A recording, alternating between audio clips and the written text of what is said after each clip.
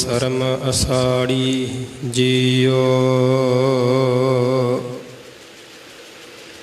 ਜੇਤਾ ਸਮੁੰਦ ਸਾਗਰ ਨੀਰ ਭਰਿਆ, ਤੇਤੇ ਅਵਗਣ ਹਮਾਰੇ। ਦਇਆ ਕਰੋ ਕਿਛ ਮਿਹਰ ਉਪਾਵੋ, ਡੁੱਬਦੇ ਪੱਥਰ ਤਾਰੇ। ਦਇਆ ਕਰੋ ਕਿਛ ਮਿਹਰ ਉਪਾਵੋ, ਡੁੱਬਦੇ ਪੱਥਰ ਤਾਰੇ। ਵਾਹਿਗੁਰੂ ਸਾਹਿਬ ਜੀ। ਊੜੈ ਉਪਮਾ ਤਾਕੀ ਕੀਜੈ, ਜਾ ਕਾ ਅੰਤ ਨ ਪਾਇਆ। ਸੇਵਾ ਕਰਹਿ ਸਈ ਫਲ ਪਾਵਹਿ, ਜਿਨੇ ਸੱਚ ਕਮਾਇਆ।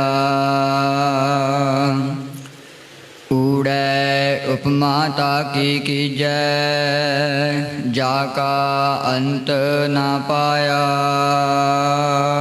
ਵਾਹਿਗੁਰੂ ਜੀ ਕਾ ਖਾਲਸਾ, ਵਾਹਿਗੁਰੂ ਜੀ ਕੀ ਫਤਿਹ।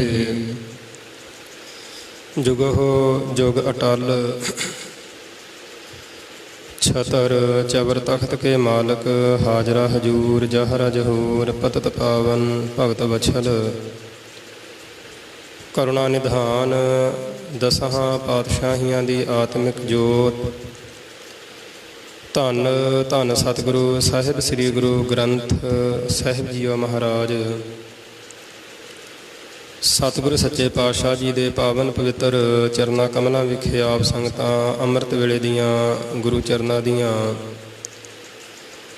ਸਤਿਗੁਰਾਂ ਦੇ ਪਾਵਨ ਦਰਸ਼ਨ ਦਿਦਾਰਿਆਂ ਦੇ ਵਾਸਤੇ ਗੁਰੂ ਚਰਨਾਂ ਦੀਆਂ ਹਾਜ਼ਰੀਆਂ ਭਰ ਰਹੇ ਹੋ।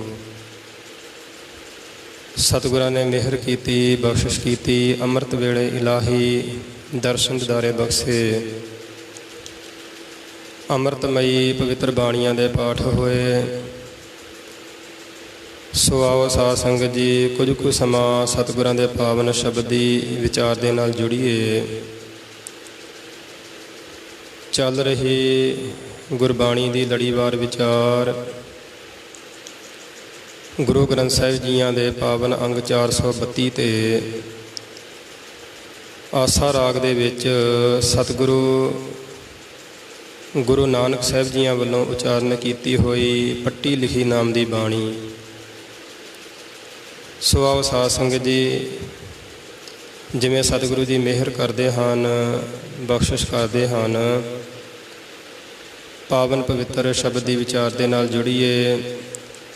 ਤੀਸਰੀ ਪੌੜੀ ਦੇ ਵਿੱਚ ਊੜੇ ਅੱਖਰ ਦੇ ਦੁਆਰਾ ਤੀਸਰੀ ਪੌੜੀ ਵਿੱਚ ਸਤਿਗੁਰੂ ਸੱਚੇ ਪਾਤਸ਼ਾਹ ਜੀ ਪਾਵਨ ਊੜੇ ਅੱਖਰ ਦੇ ਦੁਆਰਾ ਸਾਨੂੰ ਉਪਦੇਸ਼ ਦੇ ਰਹੇ ਹਨ। ਵਾਹਿਗੁਰੂ ਜੀ। ਊੜੈ ਉਪਮਾ ਤਾਕੀ ਕੀਜੈ, ਜਾ ਕਾ ਅੰਤ ਨਾ ਪਾਇਆ। ਸਤਿਗੁਰੂ ਸੱਚੇ ਪਾਤਸ਼ਾਹ ਜੀ ਊੜੇ ਅੱਖਰ ਦੇ ਦੁਆਰਾ ਇਸ ਜੀਵਨ ਨੂੰ ਆਤਮਿਕ ਜੀਵਨ ਜਿਉਣ ਦੀ ਸੋਝੀ ਦੇ ਰਹੇ ਹਨ। ਸਤਿਗੁਰੂ ਕਹਿੰਦੇ ਹਨ, ਊੜਾ ਅੱਖਰ ਕੀ ਸਿੱਖਿਆ ਦੇ ਰਿਹਾ ਹੈ। ਊੜਾ ਅੱਖਰ ਕਹਿ ਰਿਹਾ ਹੈ, ਊੜਾ ਉਪਮਾ ਤਾਕੀ ਕੀਜੈ। ਉਪਮਾ ਉਸ ਵਾਹਿਗੁਰੂ ਦੀ ਕਾਰ, ਉਸ ਵਾਹਿਗੁਰੂ ਦੀ ਵਡਿਆਈ ਕਾਰ। ਜਾ ਕਾ ਅੰਤ ਨਾ ਪਾਇਆ, ਜਿਹਦਾ ਕੋਈ ਅੰਤ ਨਹੀਂ ਹੈ, ਜਿਹਦਾ ਕੋਈ ਪਾਰਾਵਾਰ ਨਹੀਂ ਹੈ। ਸਤਿਗੁਰੂ ਕਹਿੰਦੇ ਹਨ, ਉਹਦੀ ਤੂੰ ਉਪਮਾ ਕਰ, ਉਹਦੀ ਤੂੰ ਵਡਿਆਈ ਕਰ। ਉਸ ਵਾਹਿਗੁਰੂ ਅਕਾਲ ਪੁਰਖ ਪਰਮਾਤਮਾ ਦੀ ਤੂੰ ਉਸਤਤੀ ਕਰ। ਉਸਤਤ ਕਰਹਿ ਅਨੇਕ ਜਾਨ, ਅੰਤ ਨਾ ਪਾਰਾਵਾਰ। ਨਾਨਕ ਰਚਨਾ ਪ੍ਰਭ ਰਚੀ, ਬਹੁ ਬਿਧ ਅਨਕ ਪ੍ਰਕਾਰ। ਅਨੇਕਾਂ ਹੀ ਜੀਵ ਸਾਧ ਸੰਗਤ ਜੀ ਉਸ ਵਾਹਿਗੁਰੂ ਦੀ ਉਸਤਤੀ ਕਰ ਰਹੇ ਹਨ, ਪਰ ਸਤਿਗੁਰੂ ਕਹਿੰਦੇ ਹਨ, ਉਹਦੀ ਉਸਤਤੀ ਕਰਦਿਆਂ ਕਰਦਿਆਂ, ਉਸਤਤ ਕਰਨ ਦੇ ਨਾਲ, ਵਡਿਆਈ ਕਰਨ ਦੇ ਨਾਲ ਕੋਈ ਪੂਰਨ ਤੌਰ 'ਤੇ ਉਹਦੀਆਂ ਵਡਿਆਈਆਂ ਕਥਨ ਨਹੀਂ ਕਰ ਸਕਦਾ। ਜੇ ਕੋਈ ਉਹਦੀ ਉਸਤਤੀ ਕਰੇਗਾ, ਉਸਤਤ ਕਿਉਂ ਕਰਨੀ ਹੈ? ਸਤਿਗੁਰੂ ਕਹਿੰਦੇ ਹਨ ਉਹਦੀ ਉਸਤਤ ਕਰਦਿਆਂ ਕਰਦਿਆਂ ਉਹਦੇ ਵਿੱਚ ਤੂੰ ਅਭੇਦ ਹੋ ਜਾਵੇਂਗਾ। ਐਸਾ ਨਹੀਂ ਕਿ ਸਾਧ ਸੰਗਤ ਜੀ ਸਾਡੀ ਉਸਤਤੀ ਕਰਨ ਦੇ ਨਾਲ ਰੱਬ ਦਾ ਕੁਝ ਵੱਧ ਜਾਵੇਗਾ, ਪਰਮਾਤਮਾ ਦਾ ਕੁਝ ਵੱਧ ਜਾਵੇਗਾ, ਤੇ ਜੇ ਅਸੀਂ ਉਹਦੀ ਨਿੰਦਿਆ ਕਰ ਦਈਏ ਤੇ ਉਹਦਾ ਕੁਝ ਘਟ ਵੀ ਨਹੀਂ ਜਾਣਾ। ਸਾਡੀ ਉਸਤਤ ਕਰਨ ਦੇ ਨਾਲ ਜੇ ਸਭ ਮਿਲ ਕੇ ਆਖਣ ਪਾਹੇ, ਵੱਡਾ ਨਾ ਹੋਵੇ ਘਾਟ ਨਾ ਜਾਏ। ਜੇ ਸਾਰੇ ਮਿਲ ਕਰਕੇ ਉਹਦੀ ਉਸਤਤ ਕਰਨ ਲੱਗ ਜਾਣ, ਉਹਦੀ ਵਡਿਆਈ ਕਰਨ ਲੱਗ ਜਾਣ, ਉਹ ਕੋਈ ਵੱਡਾ ਨਹੀਂ ਹੋ ਜਾਂਦਾ, ਉਹ ਤੇ ਹੈ ਹੀ ਵੱਡਾ। ਸਤਿਗੁਰੂ ਕਹਿੰਦੇ ਹਨ ਜੇ ਸਭ ਮਿਲ ਕੇ ਆਖਣ ਪਾਹੇ। ਆਖਣ ਪਾਹੇ ਦਾ ਭਾਵ ਹੈ ਕਿ ਜੇ ਸਾਰੇ ਮਿਲ ਕਰਕੇ ਉਹਦੀ ਉਸਤਤੀ ਕਹਿਣ ਲੱਗ ਜਾਣ, ਤੇ ਗੁਰੂ ਸਾਹਿਬ ਜੀ ਕਹਿੰਦੇ ਹਨ ਵੱਡਾ ਨਾ ਹੋਵੇ, ਉਹਨੇ ਵੱਡਾ ਨਹੀਂ ਹੋਣਾ। ਤੇ ਦੂਜੇ ਪਾਸੇ ਜੇ ਸਾਰੇ ਮਿਲ ਕੇ ਉਹਦੀ ਨਿੰਦਿਆ ਕਰਨ ਲੱਗ ਜਾਣ, ਆਖਣ ਪਾਹੇ ਨਿੰਦਿਆ ਕਰਨ ਲੱਗ ਜਾਣ, ਘਾਟ ਨਾ ਜਾਏ। ਸਤਿਗੁਰੂ ਕਹਿੰਦੇ ਹਨ ਫਿਰ ਉਹਦਾ ਕੁਝ ਘਟਣਾ ਵੀ ਨਹੀਂ। ਤੇਰੇ ਉਸਤਤੀ ਕਰਨ ਦੇ ਨਾਲ, ਤੇਰੇ ਕਹਿਣ ਦੇ ਨਾਲ ਉਹਨੇ ਵੱਡਾ ਨਹੀਂ ਹੋਣਾ, ਤੇ ਤੇਰੇ ਕਹਿਣ ਦੇ ਨਾਲ ਉਹਨੇ ਛੋਟਾ ਵੀ ਨਹੀਂ ਹੋਣਾ। ਹਾਂ ਇੰਨਾ ਜ਼ਰੂਰ ਹੈ, ਸਤਿਗੁਰੂ ਕਹਿੰਦੇ ਹਨ ਉਸਤਤ ਕਰਦਿਆਂ ਕਰਦਿਆਂ, ਵੱਡੇ ਦੀਆਂ ਵਡਿਆਈਆਂ ਕਰਦਿਆਂ ਕਰਦਿਆਂ ਉਸ ਵੱਡੇ ਦੇ ਵਿੱਚ ਤੂੰ ਅਭੇਦ ਹੋ ਜਾਵੇਂਗਾ। ਜਿਵੇਂ ਸਾਧ ਸੰਗਤ ਜੀ ਇਹ ਰੱਬ ਦਾ ਗੁਣ ਹੈ, ਪਰਮਾਤਮਾ ਦਾ ਗੁਣ ਹੈ ਕਿ ਉਹਦੀਆਂ ਵਡਿਆਈਆਂ ਕਰਦਿਆਂ ਕਰਦਿਆਂ ਬੰਦਾ ਉਹਦੇ ਵਿੱਚ ਅਭੇਦ ਹੋ ਜਾਂਦਾ ਹੈ। ਸੰਸਾਰੀ ਕਿਸੇ ਮਨੁੱਖ ਦੀ ਅਸੀਂ ਵਡਿਆਈ ਕਰੀਏ, ਕਿਸੇ ਮਾਇਆਧਾਰੀ ਦੀ ਵਡਿਆਈ ਕਰੀਏ, ਮਾਇਆਧਾਰੀ ਦੀ ਵਡਿਆਈ ਕਰਨ ਦੇ ਨਾਲ ਅਸੀਂ ਮਾਇਆਧਾਰੀ ਨਹੀਂ ਬਣਨਾ। ਕਿਸੇ ਵਿਦਵਾਨ ਦੀ ਵਡਿਆਈ ਕਰੀ ਜਾਈਏ, ਵਿਦਵਾਨ ਦੀ ਵਡਿਆਈ ਕਰਨ ਦੇ ਨਾਲ ਅਸੀਂ ਵਿਦਵਾਨ ਨਹੀਂ ਬਣਨਾ। ਕਿਸੇ ਗਿਆਨਵਾਨ ਦੀ ਵਡਿਆਈ ਕਰਨ ਦੇ ਨਾਲ ਅਸੀਂ ਗਿਆਨਵਾਨ ਨਹੀਂ ਬਣ ਸਕਦੇ। ਪਰ ਰੱਬ ਦੇ ਵਿੱਚ, ਪਰਮਾਤਮਾ ਦੇ ਵਿੱਚ ਇਹ ਗੁਣ ਹੈ ਕਿ ਪਰਮਾਤਮਾ ਦੀ ਵਡਿਆਈ ਕਰਦਾ ਕਰਦਾ ਤੂੰ ਪਰਮਾਤਮਾ ਦੇ ਵਿੱਚ ਹੀ ਅਭੇਦ ਹੋ ਜਾਵੇਂਗਾ, ਉਹਦਾ ਰੂਪ ਹੀ ਹੋ ਜਾਵੇਂਗਾ। ਕਿਸੇ ਮਾਇਆਧਾਰੀ ਦੇ ਸੋਹਲੇ ਗਾਈ ਜਾਈਏ, ਜਿੰਨੇ ਮਰਜ਼ੀ ਗਾਈ ਜਾਈਏ, ਅਸੀਂ ਮਾਇਆਧਾਰੀ ਨਹੀਂ ਬਣ ਸਕਦੇ। ਕਿਸੇ ਲੀਡਰ ਦੇ ਸੋਹਲੇ ਗਾਈ ਜਾਈਏ, ਲੀਡਰ ਦੀ ਵਡਿਆਈ ਕਰੀ ਜਾਈਏ, ਅਸੀਂ ਲੀਡਰ ਥੋੜ੍ਹਾ ਬਣ ਜਾਣਾ। ਪਰ ਰੱਬ ਦੀ, ਪਰਮਾਤਮਾ ਦੀ ਇਹ ਵਡਿਆਈ ਹੈ, ਇੱਕ ਉਹਦੇ ਵਿੱਚ ਅਨੋਖਾ ਗੁਣ ਹੈ ਕਿ ਉਹਦੀਆਂ ਵਡਿਆਈਆਂ ਕਰਨ ਦੇ ਨਾਲ ਸਤਿਗੁਰੂ ਕਹਿੰਦੇ ਹਨ ਜੀਵ ਉਹਦੇ ਵਿੱਚ ਹੀ ਅਭੇਦ ਹੋ ਜਾਂਦਾ ਹੈ, ਉਹਦਾ ਰੂਪ ਹੀ ਹੋ ਜਾਂਦਾ ਹੈ। ਜਪਜੀ ਸਾਹਿਬ ਦੀ ਬਾਣੀ ਵਿੱਚ ਸਤਿਗੁਰੂ ਜੀ ਬਖਸ਼ਿਸ਼ ਕਰਦੇ ਹਨ, ਸਾ ਲਾਹੀ ਸਾ ਲਾਹੇ। ਭਾਵੇਂ ਕਿ ਇਸ ਪੌੜੀ ਦੀ ਬਹੁਤ ਵਾਰੀ ਵਿਚਾਰ ਕੀਤੀ। ਸਤਿਗੁਰੂ ਕਹਿੰਦੇ ਹਨ ਉਸ ਸਲਾਹੁਣ ਯੋਗ, ਵਡਿਆਈ ਕਰਨ ਯੋਗ ਪਰਮਾਤਮਾ ਦੀਆਂ ਤੂੰ ਵਡਿਆਈਆਂ ਕਰ। ਸਾ ਲਾਹੀ ਸਾ ਲਾਹੇ ਏਤੀ ਸੁਰਤ ਨਾ ਪਾਈਆ। ਉਸ ਸਲਾਹੁਣ ਯੋਗ ਪਰਮਾਤਮਾ ਦੀਆਂ ਵਡਿਆਈਆਂ ਕਰਨ ਵਾਲੇ ਬੜੇ ਹੋਏ, ਪਰ ਕਿਸੇ ਨੇ ਵੀ ਇੰਨੀ ਸੁਰਤ, ਕਿਸੇ ਨੂੰ ਇੰਨੀ ਸੂਝ ਨਹੀਂ ਪਈ ਕਿ ਉਹ ਕਿੱਡਾ ਕੁ ਮਹਾਨ ਹੈ, ਕਿੱਡਾ ਕੁ ਉਹ ਬੇਅੰਤ ਹੈ। ਏਤੀ ਸੁਰਤ ਨਾ ਪਾਈਆ ਨਦੀਆਂ ਅਤੈ ਵਾਹ, ਪਵਹਿ ਸਮੁੰਦ ਨਾ ਜਾਣੀਐ। ਗੁਰੂ ਸਾਹਿਬਾਂ ਨੇ ਉਦਾਹਰਣ ਦਿੱਤੀ ਕਿ ਜਿਵੇਂ ਨਦੀਆਂ ਤੇ ਨਾਲੇ ਸਮੁੰਦਰ ਦੇ ਵਿੱਚ ਪੈ ਜਾਂਦੇ ਹੈ, ਪਰ ਸਮੁੰਦਰ ਨੂੰ ਉਹ ਜਾਣ ਨਹੀਂ ਸਕਦੇ ਕਿ ਸਮੁੰਦਰ ਕਿੱਡਾ ਕੁ ਮਹਾਨ ਹੈ, ਸਮੁੰਦਰ ਕਿੱਡਾ ਕੁ ਬੇਅੰਤ ਹੈ। ਪਰ ਸਾਧ ਸੰਗਤ ਜੀ ਇੱਥੇ ਇੱਕ ਵਿਚਾਰਨ ਦੀ ਗੱਲ ਹੈ।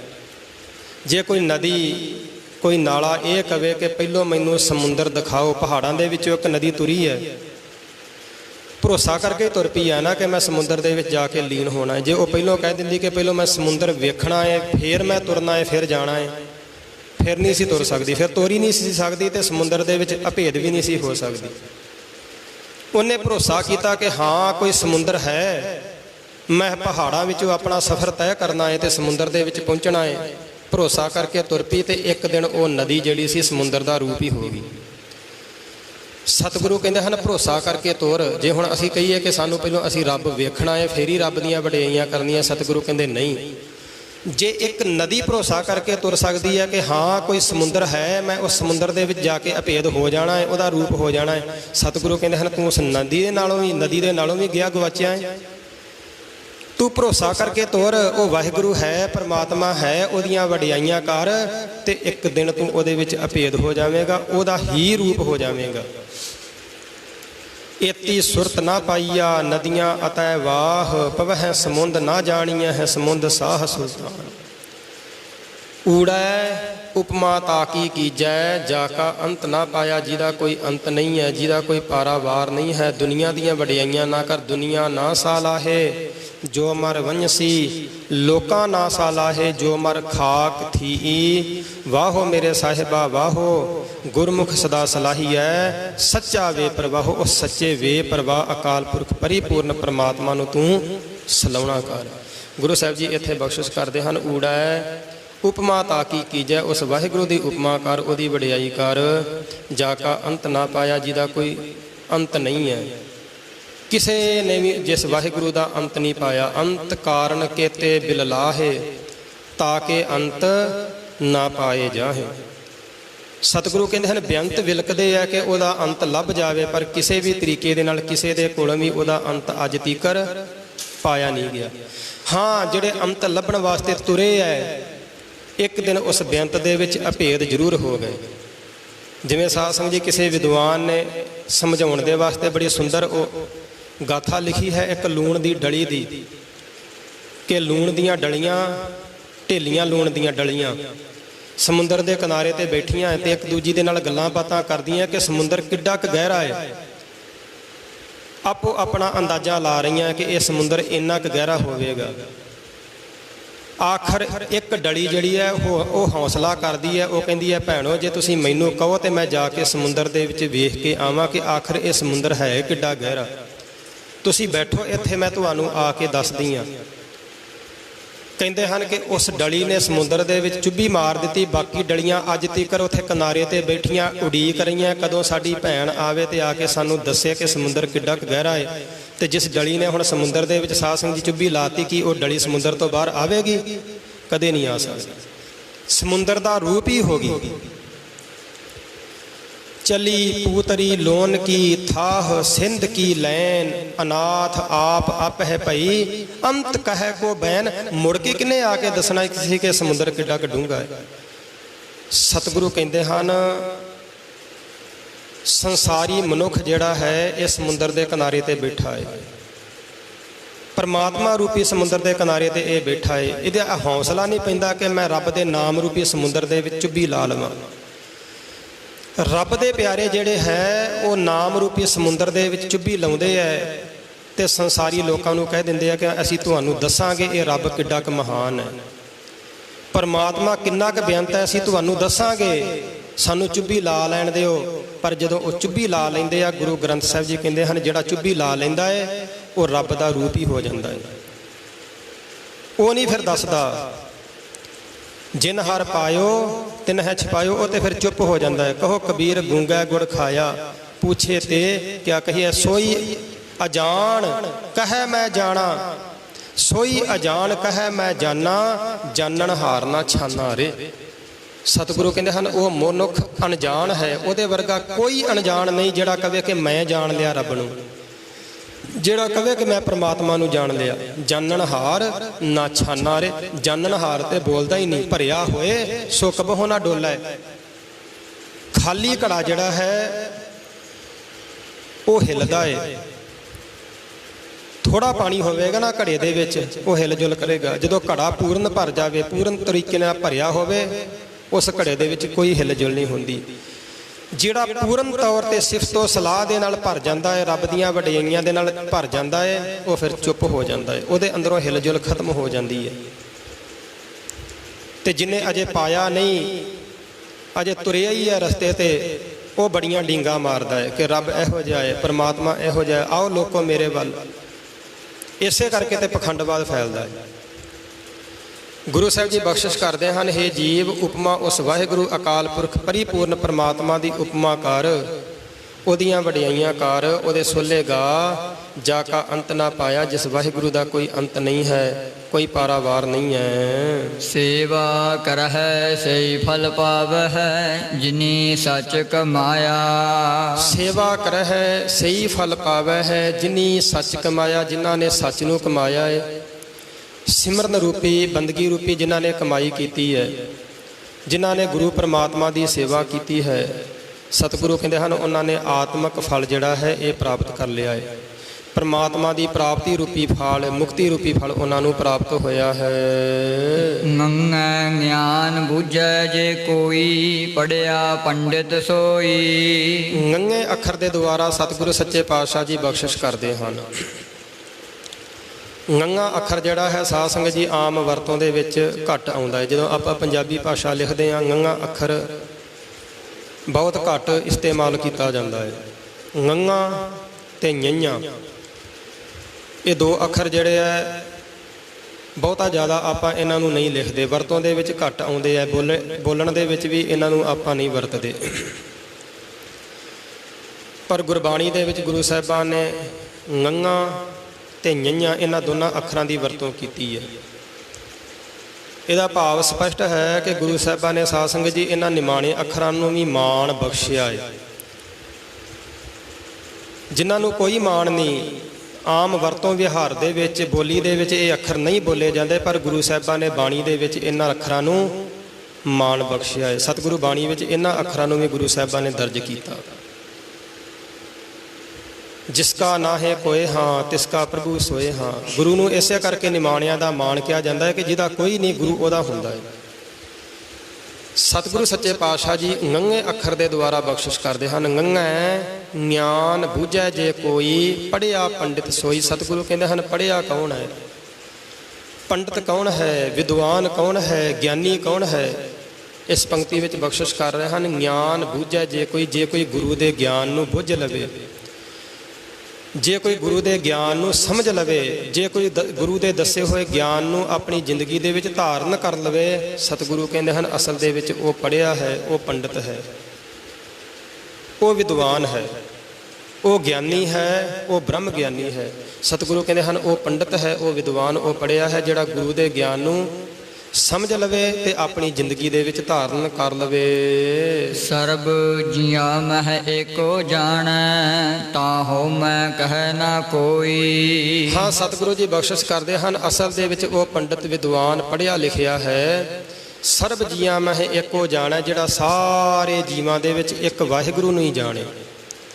ਤਾਂ ਹਉਮੈ ਕਹਿ ਨਾ ਕੋਈ। ਸਤਿਗੁਰੂ ਕਹਿੰਦੇ ਹਨ ਫਿਰ ਕਿਸੇ ਨੇ ਫਿਰ ਹਉਮੈ ਦਾ ਚੱਕਰ ਜਿਹੜਾ ਹੈ ਇਹ ਨਾਸ ਹੋ ਜਾਵੇ, ਫਿਰ ਨਹੀਂ ਕੋਈ ਹਉਮੈ ਕਰਦਾ।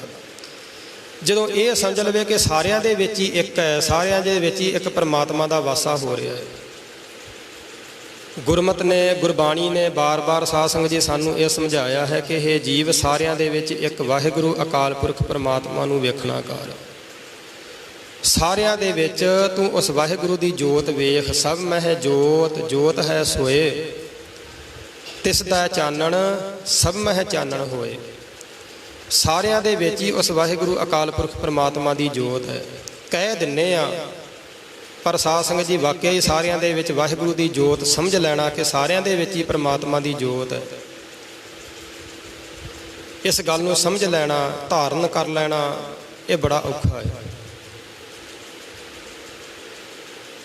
ਜੇ ਗੁਰੂ ਗ੍ਰੰਥ ਸਾਹਿਬ ਜੀ ਦੀ ਸਾਧ ਸੰਗਤ ਜੀ ਇੰਨੀ ਵਿਚਾਰਧਾਰਾ ਨੂੰ ਹੀ ਅਸੀਂ ਸਮਝ ਲਈਏ, ਇਸ ਵਿਚਾਰਧਾਰਾ ਨੂੰ ਕਮਾ ਲਈਏ ਕਿ ਸਾਰਿਆਂ ਦੇ ਵਿੱਚ ਹੀ ਇੱਕ ਜੋਤ ਹੈ, ਸਾਰਿਆਂ ਦੇ ਵਿੱਚ ਹੀ ਪਰਮਾਤਮਾ ਦੀ ਜੋਤ ਹੈ, ਤੇ ਫਿਰ ਸਮਾਜ ਦੇ ਵਿੱਚ, ਸੰਸਾਰ ਦੇ ਵਿੱਚ ਅਨੇਕਾਂ ਜਿਹੜੇ ਝਗੜੇ ਹੋ ਰਹੇ ਆ, ਦੰਗੇ ਫਸਾਦ ਹੁੰਦੇ ਆ, ਧਰਮ ਦੇ ਨਾਮ ਤੇ ਜਿਹੜੇ ਝਗੜੇ ਹੁੰਦੇ ਆ, ਇਹ ਬਿਲਕੁਲ ਖਤਮ ਹੋ ਜਾਣਗੇ ਜੇ ਗੁਰੂ ਗ੍ਰੰਥ ਸਾਹਿਬ ਜੀ ਦੀ ਦੱਸੀ ਹੋਈ ਇਸ ਵਿਚਾਰਧਾਰਾ ਨੂੰ ਅਸੀਂ ਕਮਾ ਲਈਏ, ਸਮਝ ਲਈਏ ਕਿ ਸਾਰਿਆਂ ਦੇ ਵਿੱਚ ਹੀ ਇੱਕ ਹੀ ਜੋਤ ਹੈ, ਸਾਰਿਆਂ ਦੇ ਵਿੱਚ ਹੀ ਉਹ ਪਰਮਾਤਮਾ ਸਮਾਇਆ ਹੋਇਆ। ਗੁਰੂ ਇਤਿਹਾਸ ਨੂੰ ਸਾਧ ਸੰਗਤ ਜਦੋਂ ਆਪਾਂ ਪੜ੍ਹਦੇ ਹਾਂ ਤਾਂ ਬੜੀਆਂ ਸੁੰਦਰ ਸਾਖੀਆਂ ਮਿਲਦੀਆਂ। ਭਾਈ ਕਨ੍ਹਈਆ ਜੀ ਦੀ ਸਾਖੀ, ਜਿਨ੍ਹਾਂ ਨੇ ਦੁਸ਼ਮਣ ਦੇ ਵਿੱਚ ਵੀ ਰੱਬ ਨੂੰ ਵੇਖਿਆ, ਪਰਮਾਤਮਾ ਨੂੰ ਵੇਖਿਆ, ਗੁਰੂ ਨੂੰ ਵੇਖਿਆ। ਅਸੀਂ ਆਪਣਿਆਂ ਦੇ ਵਿੱਚ ਆਪਣੇ ਨੂੰ ਨਹੀਂ ਵੇਖਦੇ, ਸਿੱਖ ਨੂੰ ਵੇਖ ਕਰਕੇ ਰਾਜੀ ਨਹੀਂ। ਅਸੀਂ ਆਪਣਿਆਂ ਦੇ ਵਿੱਚ ਵੀ ਆਪਣਿਆਂ ਨੂੰ ਨਹੀਂ ਵੇਖਿਆ, ਆਪਣੇ ਗੁਰੂ ਨੂੰ ਨਹੀਂ ਵੇਖਿਆ। ਸਾਨੂੰ ਸਿੱਖ ਦੇ ਵਿੱਚੋਂ ਗੁਰੂ ਗੋਬਿੰਦ ਸਿੰਘ ਦ੍ਰਿਸ਼ਟੀ ਨਹੀਂ ਆਉਂਦੇ। ਪਰ ਭਾਈ ਕਨ੍ਹਈਆ ਜੀ, ਉਹਨਾਂ ਨੂੰ ਦੁਸ਼ਮਣ ਦੇ ਵਿੱਚੋਂ ਵੀ ਗੁਰੂ ਗੋਬਿੰਦ ਸਿੰਘ ਸੱਚੇ ਪਾਤਸ਼ਾਹ ਜੀ ਦ੍ਰਿਸ਼ਟੀ ਆ ਰਹੇ। ਸਿੱਖਾਂ ਨੇ ਬੇਨਤੀ ਕੀਤੀ ਭਾਈ ਗੁਰੂ ਗੋਬਿੰਦ ਸਿੰਘ ਸੱਚੇ ਪਾਤਸ਼ਾਹ ਜੀ ਨੂੰ ਆ ਕੇ, ਸਤਿਗੁਰੂ ਸੱਚੇ ਪਾਤਸ਼ਾਹ ਜੀ, ਭਾਈ ਕਨ੍ਹਈਆ ਜਿਹੜਾ ਉਹ ਤੇ ਦੁਸ਼ਮਣਾਂ ਨੂੰ ਵੀ ਪਾਣੀ ਪਿਲਾ ਰਿਹਾ, ਅਸੀਂ ਸ਼ਸਤਰ ਦੇ ਨਾਲ ਉਹਨਾਂ ਨੂੰ ਮਾਰਦੇ ਹਾਂ, ਤੇ ਭਾਈ ਕਨ੍ਹਈਆ ਜਿਹੜਾ ਇਹ ਜਿਉਂਦਾ ਕਰੀ ਜਾ ਰਿਹਾ ਹੈ। ਸਤਿਗੁਰਾਂ ਨੇ ਬੁਲਾ ਲਿਆ, ਭਾਈ ਕਨ੍ਹਈਏ ਤੇਰੀ ਸ਼ਿਕਾਇਤ ਆਈ ਹੈ, ਤੂੰ ਦੁਸ਼ਮਣ ਨੂੰ ਮਾਰ ਰਿਹਾ ਹੈ। ਭਾਈ ਕਨ੍ਹਈਆ ਜੀ ਕਹਿਣ ਲੱਗੇ, ਸਤਿਗੁਰੂ ਮੈਂ ਵੀ ਤੁਹਾਡੀ ਸਿੱਖਿਆ ਤੇ ਤੁਰਦਾ ਵਾਂ, ਮੈਂ ਵੀ ਤੁਹਾਡੇ ਕੋਲ ਰਹਿੰਦਾ ਵਾਂ, ਮੈਂ ਤੁਹਾਡਾ ਉਪਦੇਸ਼ ਸੁਣਦਾ ਵਾਂ, ਤੁਹਾਡੇ ਉਪਦੇਸ਼ ਨੂੰ ਮੈਂ ਵੀ ਇੱਕ ਮਾਰਿਆ। ਸਤਿਗੁਰੂ ਤੁਹਾਡੇ ਇਹ ਗੁਰਸਿੱਖ ਜਿਹੜੇ ਇਹ ਯੁੱਧ ਕਰ ਰਹੇ, ਇਹ ਦੁਸ਼ਮਣ ਨੂੰ ਮਾਰ ਰਹੇ ਹੈ। ਤੇ ਸਤਿਗੁਰੂ ਮੈਂ ਦੁਸ਼ਮਣ ਨੂੰ ਨਹੀਂ, ਮੈਂ ਦੁਸ਼ਮਣੀ ਨੂੰ ਮਾਰ ਰਿਹਾ। ਦੁਸ਼ਮਣੀ ਹੈ ਤੇ ਕੋਈ ਦੁਸ਼ਮਣ ਬਣਿਆ? ਮੈਂ ਤਾਂ ਸਤਿਗੁਰੂ ਬੀਜ ਹੀ ਖਤਮ ਕਰੀ ਜਾ ਰਿਹਾ ਦੁਸ਼ਮਣੀ ਦਾ, ਮੈਂ ਦੁਸ਼ਮਣੀ ਨੂੰ ਮਾਰ ਰਿਹਾ। ਗੁਰੂ ਸਾਹਿਬਾਨ ਨੇ ਗਲ ਦੇ ਨਾਲ ਲਾਇਆ, ਪ੍ਰਸੰਨ ਹੋਏ। ਸਤਿਗੁਰੂ ਸੱਚੇ ਪਾਤਸ਼ਾਹ ਜੀ ਕਹਿਣ ਲੱਗੇ, ਭਾਈ ਕਨ੍ਹਈਆ, ਭਾਈ ਕਨ੍ਹਈਆ ਕਹਿਣ ਲੱਗਾ, ਸਤਿਗੁਰੂ ਮੈਂ ਕਿਸੇ ਦੁਸ਼ਮਣ ਨੂੰ ਪਾਣੀ ਨਹੀਂ ਪਿਲਾਉਂਦਾ, ਮੈਂ ਤੇ ਸਾਰਿਆਂ ਦੇ ਵਿੱਚ ਮੈਨੂੰ ਤੇ ਤੁਸੀਂ ਦਿਸ ਰਹੇ ਹੋ, ਮੈਂ ਤੇ ਤੁਹਾਡੇ ਮੁਖ ਦੇ ਵਿੱਚ ਪਾਣੀ ਪਾਉਂਦਾ, ਮੈਨੂੰ ਤੇ ਸਾਰਿਆਂ ਦੇ ਵਿੱਚੋਂ ਗੁਰੂ ਗੋਬਿੰਦ ਸਿੰਘ ਦ੍ਰਿਸ਼ਟੀ ਆਉਂਦਾ। ਸਤਿਗੁਰੂ ਪ੍ਰਸੰਨ ਹੋਏ, ਕਹਿਣ ਲੱਗੇ, ਭਾਈ ਕਨ੍ਹਈਆ ਜਿੱਥੇ ਤੂੰ ਸਾਰਿਆਂ ਨੂੰ ਪਾਣੀ ਪਿਲਾਉਂਦਾ, ਆ ਲੈ ਮਲਮ, ਆ ਲੈ ਪੱਟੀ, ਜਿੱਥੇ ਪਾਣੀ ਪਿਆਉਂਦਾ ਉੱਥੇ ਮਲਮ ਪੱਟੀ ਵੀ ਕਰ। ਪਰ ਹੁਣ ਭਾਈ ਕਨ੍ਹਈਏ ਵਰਗੀ ਦ੍ਰਿਸ਼ਟੀ ਸਾਰਿਆਂ ਦੀ ਤੇ ਨਹੀਂ ਬਣ ਜਾਣੀ। ਸਤਿਗੁਰੂ ਕਹਿੰਦੇ ਹਨ, ਸੋ ਅੰਤਰ ਸੋ ਬਾਹਰ ਅਨੰਤ, ਘਟ ਘਟ ਵਿਆਪ ਰਹਿਆ ਭਗਵੰਤ, ਧਰਨ ਮਾਹੇ ਆਕਾਸ ਭਿਆਲ, ਸਰਬ ਲੋਕ ਪੂਰਨ ਪ੍ਰਤਪਾਲ। ਸਾਰੀ ਜਗ੍ਹਾ ਦੇ ਉੱਪਰ ਉਹ ਵਾਹਿਗੁਰੂ ਅਕਾਲ ਪੁਰਖ ਸਮਾਇਆ ਹੋਇਆ। ਈਬੈ ਬੀਠਲ ਊਬੈ ਬੀਠਲ, ਬੀਠਲ ਬਿਨ ਸੰਸਾਰ ਨਹੀਂ। ਸਭ ਗੋਬਿੰਦ ਹੈ, ਸਭ ਗੋਬਿੰਦ ਹੈ, ਗੋਬਿੰਦ ਬਿਨ ਨਹੀਂ ਕੋਈ। ਸਤਿਗੁਰੂ ਜੀ ਇੱਥੇ ਬਖਸ਼ਿਸ਼ ਕਰਦੇ ਹਨ, ਗੰਗਾ ਗਿਆਨ ਬੂਝੈ ਜੇ ਕੋਈ, ਪੜ੍ਹਿਆ ਪੰਡਤ ਸੋਈ। ਜੇ ਕੋਈ ਇਸ ਗਿਆਨ ਨੂੰ ਸਮਝ ਲਵੇ ਕਿ ਸਾਰਿਆਂ ਦੇ ਵਿੱਚ ਪਰਮਾਤਮਾ ਵਸ ਰਿਹਾ ਹੈ, ਸਰਬ ਜੀਆਂ ਮਹਿ ਏਕੋ ਜਾਣੈ, ਸਾਰੇ ਜੀਵਾਂ ਦੇ ਵਿੱਚ ਇੱਕ ਨੂੰ ਸਮਝ ਲਵੇ ਕਿ ਪਰਮਾਤਮਾ ਦਾ ਵਾਸਾ ਹੋ ਰਿਹਾ। ਸਤਿਗੁਰੂ ਕਹਿੰਦੇ ਹਨ, ਅਸਲ ਦੇ ਵਿੱਚ ਫਿਰ ਉਹ ਪੰਡਤ ਹੈ, ਉਹ ਅਸਲੀ ਗਿਆਨੀ ਹੈ, ਉਹ ਅਸਲ ਬ੍ਰਹਮ ਗਿਆਨੀ ਹੈ। ਤੇ ਸਤਿਗੁਰੂ ਕਹਿੰਦੇ ਹਨ, ਜਿਹੜੇ ਇਸ ਗੱਲ ਨੂੰ ਸਮਝ ਲੈਂਦੇ ਹਨ, ਫਿਰ ਉਹਨਾਂ ਦੇ ਅੰਦਰੋਂ ਹਉਮੈ ਹੰਕਾਰ ਆਦਿਕ ਜਿਹੜਾ ਹੈ ਇਹ ਨਾਸ ਹੋ ਜਾਂਦਾ ਹੈ। ਹਉਮੈ ਦਾ ਬੀਜ ਉਹਨਾਂ ਦੇ ਅੰਦਰੋਂ ਨਾਸ ਹੋ ਜਾਂਦਾ ਹੈ। ਕੱਕੈ ਕੇਸ ਪੁੰਡਰ ਜਬ ਹੋਏ, ਵਿਣ ਸਾਬੂਣੈ ਉਜਲਿਆ। ਕੱਕੇ ਅੱਖਰ ਦੇ ਦੁਆਰਾ ਸਤਿਗੁਰੂ ਜੀ ਬਖਸ਼ਿਸ਼ ਕਰਦੇ ਹਨ, ਕੱਕੈ ਕੇਸ ਪੁੰਡਰ ਜਬ ਹੋਏ। ਸਤਿਗੁਰੂ ਕਹਿੰਦੇ ਹਨ, ਹੇ ਜੀਵ ਤੇਰੇ ਕੇਸ ਜਿਹੜੇ ਹਨ ਪੁੰਡਰ, ਪੁੰਡਰੀਕ ਕਵਲ ਫੁੱਲ ਵਰਗੇ ਚਿੱਟੇ ਹੋ ਗਏ ਹਨ। ਵਿਣ ਸਾਬੂਣ ਹੈ ਉਜਲਿਆ। ਸਤਿਗੁਰੂ ਕਹਿੰਦੇ ਹਨ, ਹੁਣ ਤੇ ਸਾਬਣ ਤੋਂ ਬਗੈਰ ਹੀ ਇਹ ਉਜਲੇ ਹੋ ਗਏ ਹਨ, ਸਾਬਣ ਵੀ ਨਹੀਂ ਲਾਉਣਾ ਪਿਆ, ਇਹ ਚਿੱਟੇ ਆ ਗਏ ਹਨ। ਭਵਰ ਗਏ ਬੱਗ ਬੈਠੇ ਆਏ। ਭੌਰੇ ਜਿਹੜੇ ਹਨ ਇਹ ਉਡਾਰੀ ਲਾ ਗਏ ਹਨ।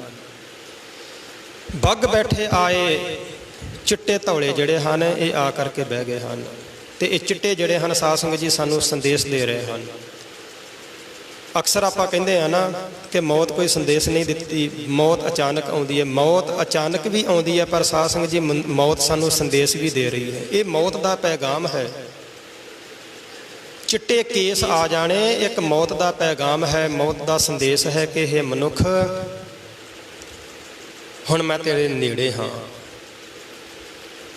ਵੈਸੇ ਸਾਧ ਸੰਗਤ ਜੀ ਮੌਤ ਕੋਈ ਨਿਸ਼ਚਿਤ ਨਹੀਂ, ਪਤਾ ਨਹੀਂ ਕਿਹੜੇ ਵੇਲੇ ਇਸ ਜੀਵ ਨੂੰ ਮਨੁੱਖ ਨੂੰ ਆ ਜਾਣੀ ਹੈ।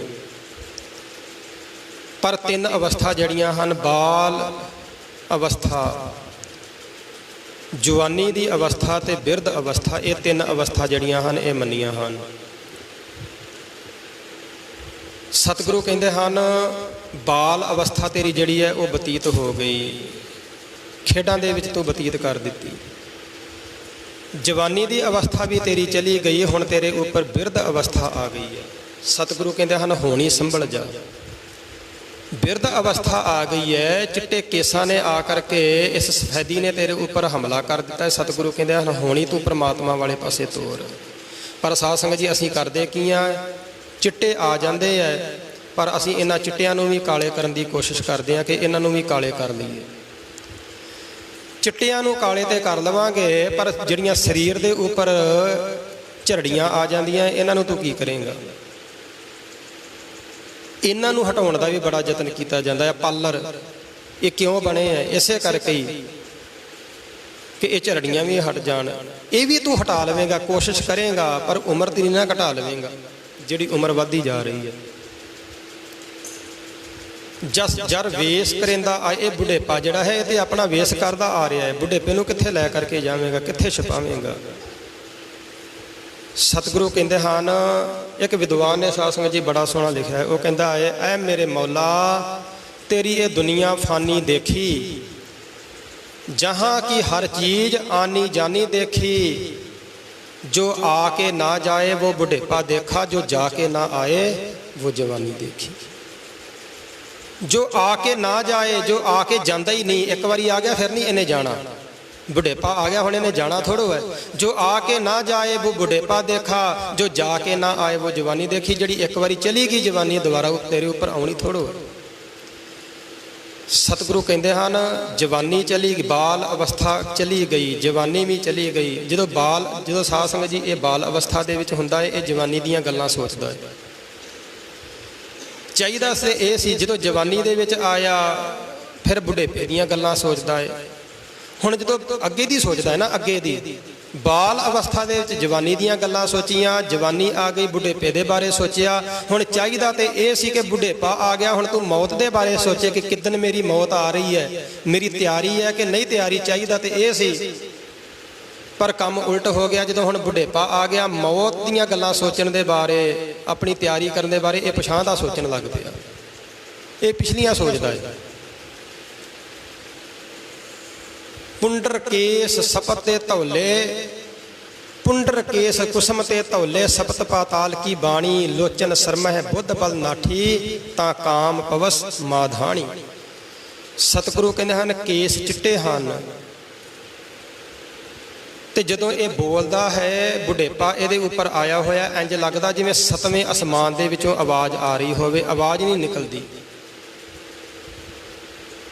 पुंडर केस कुसमते तौले, सपत पाताल की बाणी, लोचन सरमह है, अखां दे विचों पानी सिमरिया है।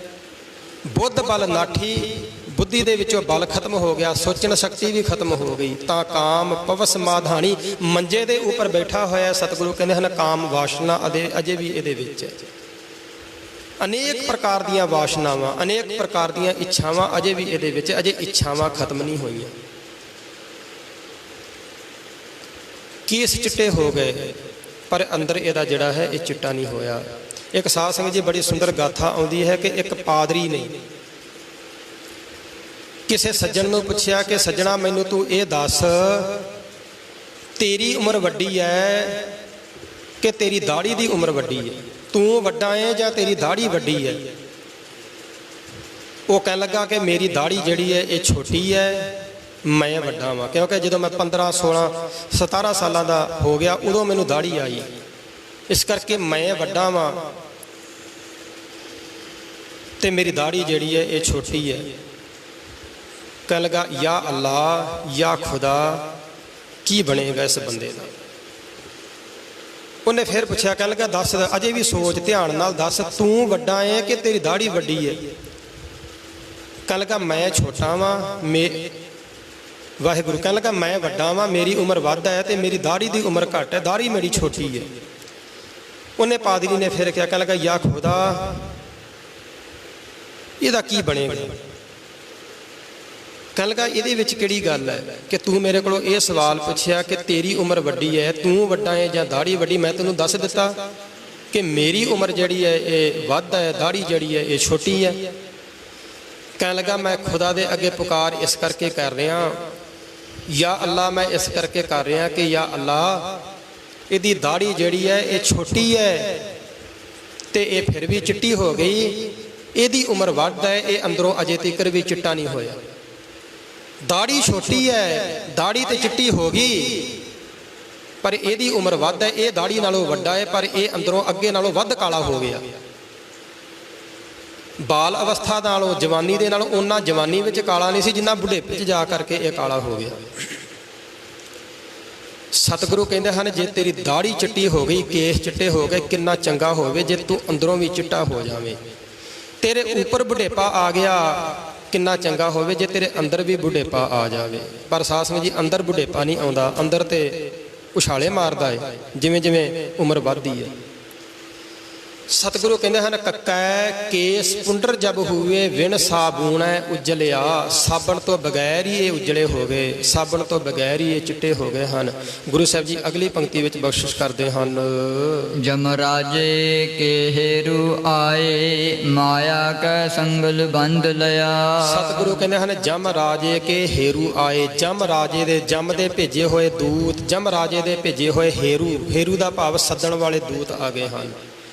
ਮਾਇਆ ਕੈ ਸੰਗਲ ਬੰਧ ਲਿਆ ਹੈ ਜੀਵ, ਮਾਇਆ ਦੇ ਵਿੱਚ ਤੂੰ ਲੱਗਾ ਹੋਇਆ ਹੈ ਤੇ ਉਹਨਾਂ ਦੂਤਾਂ ਨੇ ਆ ਕਰਕੇ ਆਪਣੇ ਸੰਗਲ ਜਿਹੜੇ ਹਨ ਇਹ ਤੈਨੂੰ ਮਾਰ ਲਏ ਹਨ। ਇਹ ਬੁਢੇਪਾ ਕੀ ਹੈ? ਇਹ ਵੀ ਸਾਧ ਸੰਗਤ ਜੀ ਜਮ ਦੇ ਦੂਤਾਂ ਦਾ ਸੰਗਲ ਹੀ ਹੈ ਨਾ, ਤੈਨੂੰ ਬੰਨ ਲਿਆ ਹੈ। ਪਰ ਇਹ ਜੀਵ ਜਿਹੜਾ ਹੈ ਹਜੇ ਤੀਕਰ ਸਮਝਣ ਵਾਸਤੇ ਤਿਆਰ ਨਹੀਂ, ਇਹ ਜਾਣ ਵਾਸਤੇ ਤਿਆਰ ਨਹੀਂ। ਪਰ ਸਾਧ ਸੰਗਤ ਜੀ ਗੁਰਮਤਿ ਬਾਰ-ਬਾਰ ਇਸ ਜੀਵ ਨੂੰ ਸਮਝਾਉਂਦੀ ਹੈ। ਸਤਿਗੁਰੂ ਕਹਿੰਦੇ ਹਨ ਹੇ ਮਨੁੱਖ, ਤੂੰ ਆਪਣੀ ਜਵਾਨੀ ਵੀ ਗਵਾਈ, ਬਾਲ ਅਵਸਥਾ ਵੀ ਖੇਡਾਂ ਦੇ ਵਿੱਚ ਚਲੀ ਗਈ, ਹੁਣ ਬੁਢੇਪਾ ਆ ਗਿਆ ਏ। ਪਰ ਪਛਤਾ ਅਜੇ ਵੀ ਨਾ, ਇਹ ਨਾ ਸੋਚ ਕਿ ਹੁਣ ਬੁਢੇਪਾ ਆ ਗਿਆ ਹੁਣ ਮੈਂ ਕੀ ਕਰਾਂ। ਸਤਿਗੁਰੂ ਕਹਿੰਦੇ ਹਨ ਅਜੂ ਹੂੰ ਸਮਝ ਕਛੋ ਬਿਗੜਿਓ ਨਹੀਂ। ਇੱਕ ਸਵਾਸ ਵੀ ਜੇ ਬੰਦੇ ਕੋਲ ਬਾਕੀ ਹੋਵੇ ਨਾ, ਗੁਰੂ ਗ੍ਰੰਥ ਸਾਹਿਬ ਜੀ ਦੀ ਬਾਣੀ ਜਿਹੜੀ ਹੈ ਉਹਦਾ ਵੀ ਹੌਸਲਾ ਨਹੀਂ ਤੋੜਦੀ। ਸਤਿਗੁਰੂ ਕਹਿੰਦੇ ਹਨ ਇੱਕ ਸਵਾਸ ਤੇ ਤੇਰੇ ਕੋਲ ਬਾਕੀ ਹੈ ਨਾ, ਜੇ ਇੱਕ ਵੀ ਸਵਾਸ ਬਾਕੀ ਹੈ ਤੇ ਤੂੰ ਉਹ ਵੀ ਸੰਭਾਲ ਲਾ, ਉਹਨੂੰ ਵੀ ਤੂੰ ਸਫਲ ਕਰ ਲਾ। ਅੱਜ ਹੂੰ ਸਮਝ, ਅਜੇ ਵੀ ਸਮਝ ਜਾ, ਕਛੋ ਬਿਗੜਿਓ ਨਹੀਂ। ਜੋ ਪ੍ਰਭ ਗੁਣ ਗਾਵੇ ਕਹੋ ਨਾਨਕ ਤਿਹ ਭਜਨ ਤੇ ਨਿਰਭੈ ਪਦ ਪਾਵੇ।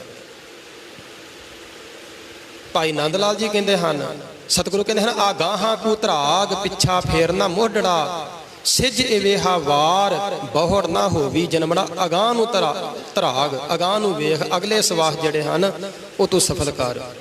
ਆਗੇ ਸਮਝ ਚਲੋ ਨੰਦ ਲਾਲਾ, ਪਾਛੇ ਜੋ ਬੀਤੀ ਸੋ ਬੀਤੀ। ਪਿੱਛੇ ਤੇ ਜੋ ਬੀਤੀ ਹੈ ਉਹ ਬੀਤ ਗਈ, ਅਗਲੇ ਸਵਾਸ ਜਿਹੜੇ ਤੇਰੇ ਕੋਲ 4 ਬਚੇ ਹੈ ਤੂੰ ਉਹਨਾਂ ਨੂੰ ਸਫਲ ਕਰ। ਭਾਈ ਗੁਰਦਾਸ ਜੀ ਨੇ ਸਾਧ ਸੰਗਤ ਜੀ ਬੜੀਆਂ ਸੋਹਣੀਆਂ ਉਦਾਹਰਣਾਂ ਦਿੱਤੀਆਂ। ਭਾਈ ਗੁਰਦਾਸ ਕਹਿੰਦੇ ਹਨ ਘਰ ਵਿੱਚ ਚੋਰ ਆ ਜਾਵੇ, ਪਹਿਲੀ ਉਦਾਹਰਣ ਉਹਨਾਂ ਨੇ ਦਿੱਤੀ, ਕਹਿਣ ਲੱਗੇ ਜੇ ਘਰ ਵਿੱਚ ਅੱਗ ਲੱਗ ਗਈ ਹੈ ਨਾ, ਜੋ ਬਚਦਾ ਹੈ ਬਚਾ ਲਾ। ਜੇ ਸਾਰਾ ਕੁਝ ਸੜ ਕੇ ਸਵਾਹ ਹੋ ਗਿਆ ਫਿਰ ਤੇ ਪਛਤਾਵਾ ਵਾ, ਹੁਣ ਤੂੰ ਵੇਖ ਨਾ ਕਿ ਮੈਂ ਕੀ ਕਰਾਂ, ਹੁਣ ਤੇ ਲੱਗ ਗਈ ਅੱਗ, ਜੋ ਬਚਦਾ ਹੈ ਬਚਾ ਲਾ, ਨਹੀਂ ਤੇ ਬਾਅਦ ਵਿੱਚ ਪਛਤਾਵਾ। ਕਹਿਣ ਲੱਗੇ ਜੇ ਕਿਸ਼ਤੀ ਡੁੱਬ ਰਹੀ ਹੋਵੇ, ਜੋ ਬਚਦਾ ਹੈ ਜਿੰਨੇ ਜਾਣੇ ਬਚਾਏ ਜਾ ਸਕਦੇ ਬਚਾ ਲਾ। ਜੇ ਤੂੰ ਆਪ ਬਚ ਸਕਦਾ ਹੈ, ਜੇ ਨਾਲ 2-4 ਹੋਰ ਬਚਾਏ ਜਾ ਸਕਦੇ ਬਚਾ ਲਾ। ਜੇ ਆਪ ਵੀ ਨਾ ਬਚਿਆ, ਜੇ ਦੂਜੇ ਵੀ ਨਾ ਬਚਾ ਸਕਿਆ ਫਿਰ ਤੇ ਪਛਤਾਵਾ ਹੀ ਹੈ। ਘਰ ਵਿੱਚ ਅੱਗ ਲੱਗੀ ਹੈ, ਜਿੰਨੇ ਪਦਾਰਥ ਬਚਦੇ ਆ ਬਚਾ ਲਾ। ਘਰ ਵਿੱਚ ਚੋਰ ਆ ਗਏ ਹੈ, ਜੋ ਕੁਝ ਬਚਦਾ ਹੈ ਬਚਾ ਲਾ, ਨਹੀਂ ਤੇ ਸਵੇਰ ਨੂੰ ਤੇ ਪਛਤਾਵਾ ਹੀ ਰਹਿ ਜਾਣਾ।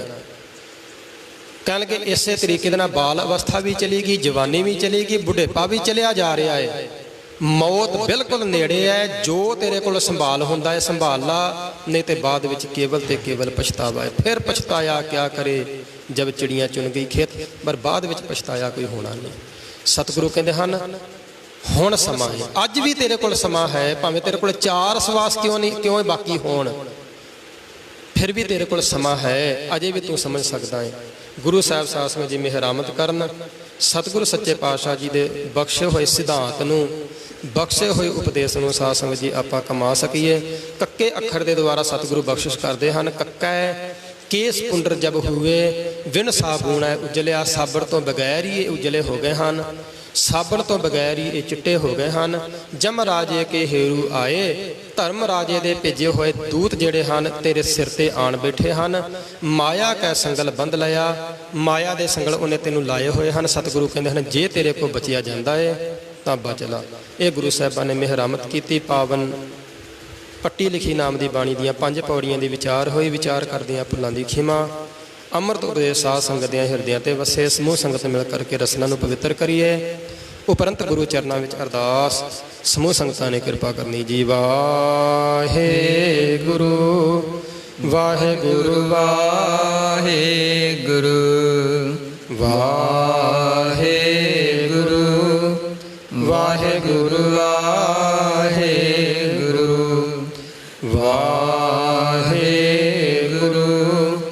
ਵਾਹਿਗੁਰੂ ਵਾਹਿਗੁਰੂ ਵਾਹਿਗੁਰੂ ਵਾਹਿਗੁਰੂ ਵਾਹਿਗੁਰੂ ਵਾਹਿਗੁਰੂ ਵਾਹਿਗੁਰੂ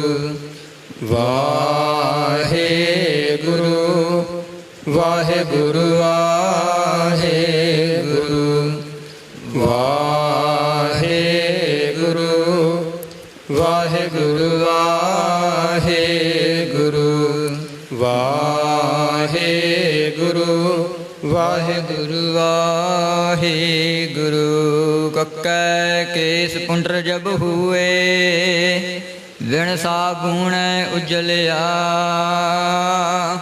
ਜਮ ਰਾਜੇ ਕੇ हेरु ਆਏ, ਮਾਇਆ ਕੈ ਸੰਗਲ ਬੰਧ ਲਿਆ।